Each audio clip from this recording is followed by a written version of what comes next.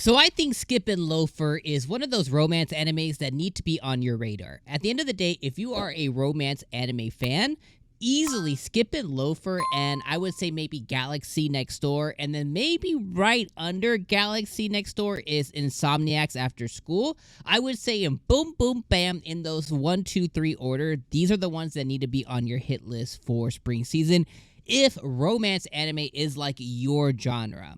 Now, for me on the channel, I cover kind of a spread of anime, and unfortunately, spring season seems to not have any farming anime. What is up with that? I just realized that. Well, anyways, I love romance anime, and I'm trying to fit as many of them as I can in. Now, some of them have a romance subgenre, but I would say really the ones that are really focused on romance being like the key driver this season, Skippin' Loafer, Insomniacs After School, and Galaxy Next Door. Now, there's other anime like the Reliana Duke anime that I would say is more like isekai, mystery, and romance. So romance ends up being a subgenre. So Skippin' Loafer, though, episode 2, killer. This one needs to be, I think, on the top of the list, and I think it's going to end up being probably the best romance anime that no one's going to be talking about, and that is a damn shame. So episode number 1 really came out and set the tone, set the characters, set kind of like what's working within our ballpark, right?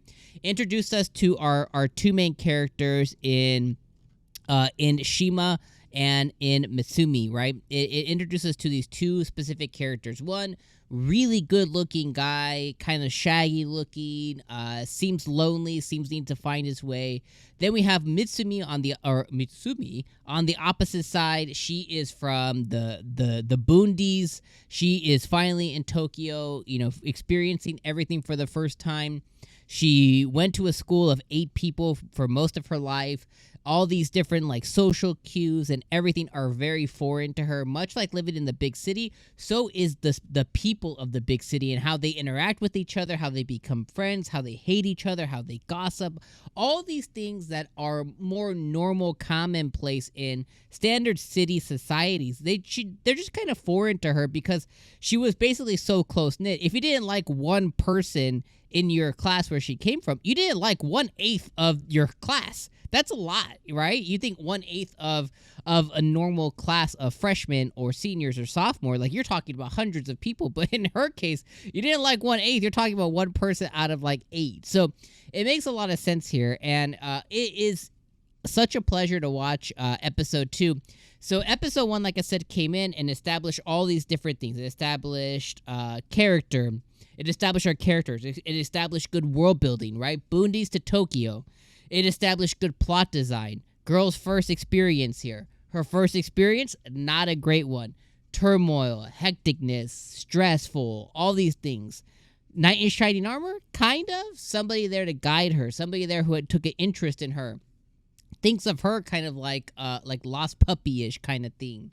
Very interesting, right? All the things that sparked this man's interest, Mitsuri has, or Mitsumi. Mitsuri would be an easier name. Mitsumi has all these things that Shima finds interesting, right? He's truly intrigued by this girl. So it established all these things. So what's episode number 2 going to do? Episode number 2 is going to give us even more of that. It's going to give us Mitsumi experiencing karaoke for the first time. It's going to get Mitsumi experiencing the ire of girls, right?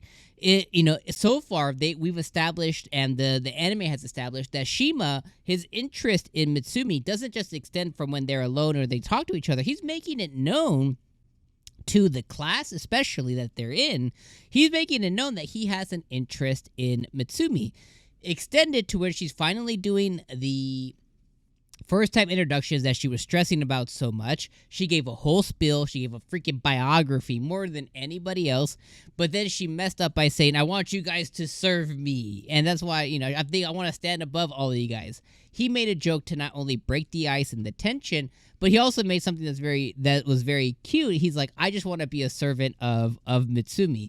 And I was like, that is hella cute. So you have all these things, and that little statement alone got anybody who was interested in him, specifically the one girl, which her name is Mika. The one girl, Mika, who has she's all crushing on this Shima guy.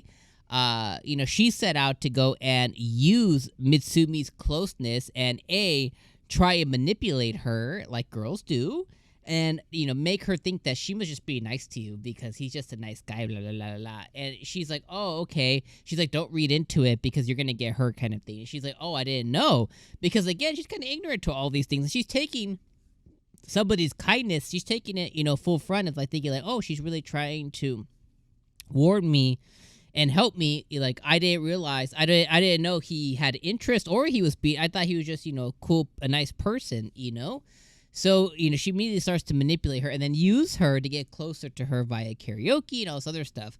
Thankfully, during the karaoke session, a new girl, the most beautiful girl probably in class, Yuzuki Murashige, she comes into the mix and she gives Mitsumi a warning of like, hey, that Mika girl, or that Mika, what's her name? Mika? Yeah, that Mika girl is, she's bad news. Like, she's not trying to be, funny or close to you, or, she's making fun of you, and she's trying to use you. And immediately Mitsumi's like, oh my gosh, like, thank you, I had no idea. And then they become friends. So I was like, oh, that's really cool. Then the episode opens up even more, and we get to find out that around the school, her first day introduction, she's now referred to as the barfing girl and the shadow boss. And I was like, that's hella funny. We also got to meet a new dude who came literally running in high heels. He's in the drama class. He's the leader of the drama class. He came to recruit the barfing girl and the shadow boss here. And this guy's name was Narumi Kanachika. He is a second year. He's seems to be like the president of the drama club.